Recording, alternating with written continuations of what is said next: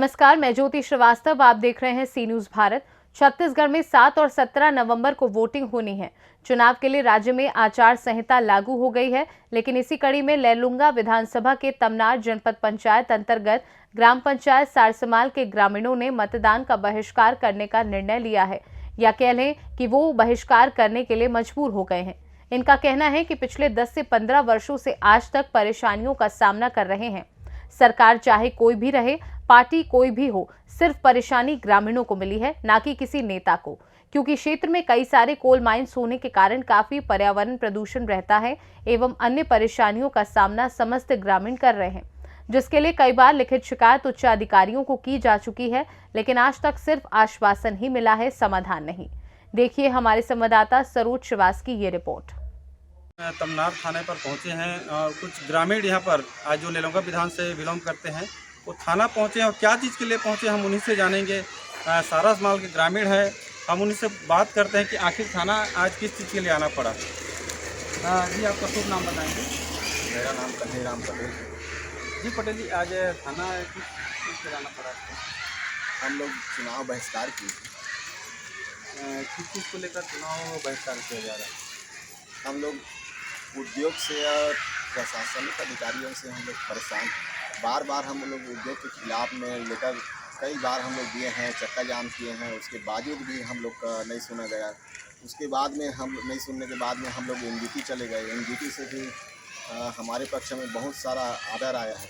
Order आने के बाद में भी हम लोग हमारे यहाँ पालन नहीं किया जा रहा है। एनजीटी के आदेश का भी पालन नहीं होने के चलते हम लोग रुष्ट होने के चलते चुनाव बहिष्कार किया। ये देखा गया है जैसे कांग्रेस की सरकार के मुख्यमंत्री बड़े बड़े वादे करते हैं, क्या आप लोग क्या कुछ बेनिफिट मिल पाया कांग्रेस की सरकार में आप लोगों का? जिस समय बीजेपी का सरकार चल रहा था उस समय हम लोग अनिश्चितकालीन हड़ताल में बैठे थे, तो उस समय भूपेश बघेल विपक्ष में था मुख्यमंत्री, तो जाके हमारे यहाँ देखा सारा मुद्दा को, और तो बोला गया कि आप लोग का मांग जायज़ है, मेरा सरकार आएगा तो मैं पूरा करूँगा करके आश्वासन दिया गया था। तो उनका सरकार आने के बाद में भी 3 बार हम लोग लेटर जारी किए थे उनके पास कि मुझे मुलाकात में भी दिए थे, और 2 बार कोरोना काल में स्ट्राइक करेंगे, परेशान हो रहे थे तो स्ट्राइक करेंगे तो लेटर दे रहे थे। अच्छा, पर्सनली मुलाकात किए थे क्या? एक आध बार पर्सनली जब मुख्यमंत्री बने तो तब एक आध बार मुलाकात किए थे, चर्चा रखे? पर्सनली तो नहीं किए हैं, लेकिन विधायक महोदय को हम लोग बोले थे कि एक बार मुख्यमंत्री से मुलाकात करवा करके, तो हाँ करवाऊँगा करके आश्वासन दिया गया। कौन से विधायक, क्या नाम है विधायक? विधायक चक्रधर सिंह सिरार हैं। तो मुझे यहाँ कपरंगा में कवि सम्मेलन था, तो वहाँ भी मैं बोला था कि महोदय जी एक बार मुख्यमंत्री महोदय से मुलाकात करवाइए, और हम लोग का मांग पूरा नहीं हो रहा था। तो विधायक महोदय यही आश्वासन दिया गया था कि ठीक है ना, मैं डोलेश्वरा वाले को और करवही वाले को और आप लोग सारसमाल वाले को मैं लेके जाऊंगा करके बोला गया, लेकिन कभी लेके नहीं गया। तो क्या कुछ है आज कितने लोग आपके जो विरोध कर में हैं, कितने लोग होंगे? हमारे यहाँ तो पूरा गाँव है। टोटल कितने वोटर होंगे आज सारसमाल में? वही 500 से कुछ ऊपर होगा, 550 आसपास। तो सभी का मनसा है कि जब तक हमारी मांग नहीं सुनी जाती या पूरा नहीं होता तब तक वोट नहीं देंगे आपको? हाँ, वही मनसा है सबका कि जब तक मांग पूरा नहीं होगा तो वोट नहीं देंगे। पूर्व में ACCL हमारे यहाँ कोल ब्लॉक चला रहा था, तो हमारे गांव के लोगों को 100 जने को BTC करवा के और 80 जने को रोजगार दिया था, और 20 जने के लिए टेंडर नहीं आया, कभी भी नहीं आया। तो अभी वर्तमान में जिंदल कंपनी ने फिर कोल ब्लॉक हासिल किया है और खनन कार्य चालू कर दिया।